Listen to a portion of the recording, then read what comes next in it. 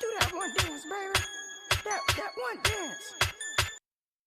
Assalamualaikum warahmatullahi wabarakatuh. Do you love the rain? Does it make you dance when you're drunk with your friends at a party? What's your favorite song? Does it make you smile? Do you think of me? When you close your eyes, tell me what are you dreaming? Everything I wanna know it all. I spent 10,000 hours. Akan mencoba menjelaskan peran manajemen keuangan. Manajemen keuangan memiliki peran dalam setiap urusan bisnis.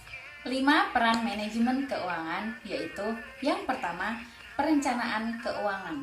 Perencanaan keuangan merupakan peran penting utama dari manajemen keuangan. Hal ini berkaitan dengan kebutuhan keuangan dalam setiap urusan bisnis. Yang kedua, menjaga atau melindungi dana. Manajemen keuangan juga bisa diterapkan untuk melindungi keuangan demi tercapainya tujuan bisnis. Kita harus menentukan terlebih dahulu bidang mana saja yang membutuhkan dana. Jangan sampai ada pengeluaran yang berlebihan pada satu proyek karena akan berpengaruh pada proyek lainnya. Yang ketiga, alokasi dana. Di sini, alokasi dana harus dilakukan dengan tepat guna mengurangi biaya bisnis dan meningkatkan estimasi modal. Yang keempat, peluang investasi. Kita harus pandai mengelola keuangan karena hal tersebut dapat membuka peluang berinvestasi. Contoh investasi yang dapat dilakukan adalah investasi tanah, emas, properti, dan lain sebagainya. Yang kelima, keputusan keuangan. Pentingnya manajemen keuangan adalah untuk menentukan keputusan terkait keuangan. Pengambilan keputusan sangatlah berpengaruh pada seluruh operasi bisnis. Maka dari itu, perlu pertimbangan dalam mengambil keputusan. Saya di sini akan menjelaskan mengenai fungsi manajemen keuangan. Dari banyaknya fungsi manajemen keuangan, ada 5 fungsi manajemen keuangan yang paling utama.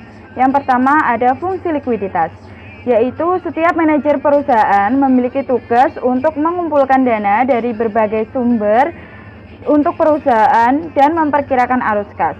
Perusahaan harus tahu mengenai perhitungan dana dan kas masuk dari klien yang nantinya akan digunakan sebagai pembayaran pemasok dan pemberi pinjaman. Yang kedua ada estimasi kebutuhan modal. Estimasi kebutuhan modal bergantung pada laba, kebijakan aturan, biaya yang ditargetkan, serta program yang sudah direncanakan pada masa depan. Estimasi kebutuhan modal menjadi bagian yang krusial sehingga harus dibuat tepat agar meningkatkan penghasilan. Yang ketiga ada komposisi modal. Untuk mengetahui komposisi modal, kita harus melibatkan ekuitas dana utang jangka pendek dan panjang. Sebagian besar itu ada dana tambahan dari pihak eksternal dan proporsi ekuitas dana dari milik perusahaan. Yaitu ada memilih sumber dana. Untuk menjalankan perusahaan, ada berbagai sumber dana dengan kelebihan dan kekurangan masing-masing. Misalnya surat utang dan saham. Yang kelima, yaitu ada kontrol harga. Kontrol harga dilakukan untuk melakukan pengawasan pada pengeluaran perusahaan. Ruang lingkup manajemen keuangan. Manajemen keuangan memiliki 3 ruang lingkup yang sangat penting, diantaranya yaitu keputusan pendanaan. Keputusan pendanaan pada lingkup manajemen keuangan adalah bagaimana kebijakan dan upaya manajemen dalam mencari dana bagi perusahaan.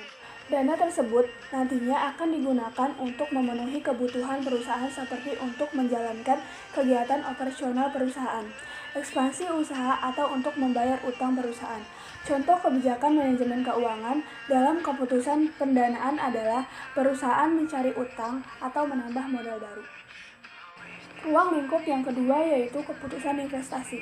Ruang lingkup manajemen keuangan berikutnya adalah keputusan investasi. Apabila pendanaan perusahaan sudah diperoleh oleh manajemen, manajemen keuangan bisa menentukan kebijakan tentang penanaman modal untuk memperkuat perusahaan. Manajer keuangan mempertimbangkan dan memutuskan penggunaan dana yang diperoleh untuk kegiatan investasi. Ada banyak bentuk dan jenis investasi yang bisa dijalankan, seperti diinvestasikan dalam bentuk pembelian aktiva tetap, seperti tanah, mesin, gedung, dan peralatan lainnya. Manajemen juga bisa menginvestasikan dana yang ada di dalam bentuk aktiva finansial dengan melakukan pembelian surat-surat berharga seperti obligasi dan saham. Ruang lingkup yang terakhir yaitu keputusan pengelolaan aset. Aset atau aktiva adalah kekayaan perusahaan yang sangat penting dan fundamental yang harus dimiliki. Manajer keuangan harus mampu membuat kebijakan dalam mengelola berbagai aset yang dimiliki perusahaan untuk bisa beroperasi secara efektif dan efisien. Contoh pengelolaan aset yang bisa dilakukan oleh manajer keuangan, misalnya aktiva tetap yang sulit atau tidak berkurang atau susut. Nilainya seperti tanah akan didanai dengan laba ditahan atau modal sendiri. Jadi teman-teman semua, setelah kita mengetahui apa itu manajemen keuangan, bagaimana peran dari manajemen keuangan, serta fungsi dari manajemen keuangan, kita juga harus tahu apa itu tujuan dari manajemen keuangan.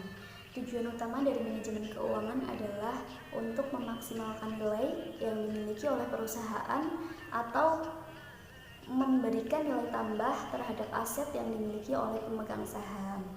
Jadi seperti itu teman-teman semua untuk tujuan dari manajemen keuangan, yaitu untuk mengelola semua keuangan yang dimiliki oleh perusahaan, dari memaksimalkan keuangan, menjaga arus kas, mempersiapkan struktur keuangan, dan pemanfaatan keuangan yang tepat.